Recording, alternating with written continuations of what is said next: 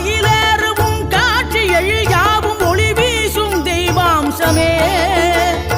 பொய்யான என் வாழ்க்கை புவி மீது நிலையாக அருள் செய்ய வர வேணுமே நீ அருள் செய்ய வர வேணுமே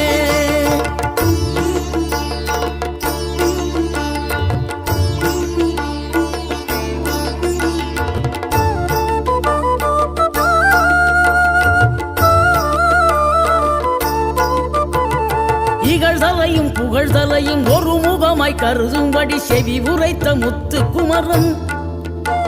நீ வறுமையையும் வளமையையும் சமநிலையை உணரும்படி மதி கொடுத்த செல்வ குமரன்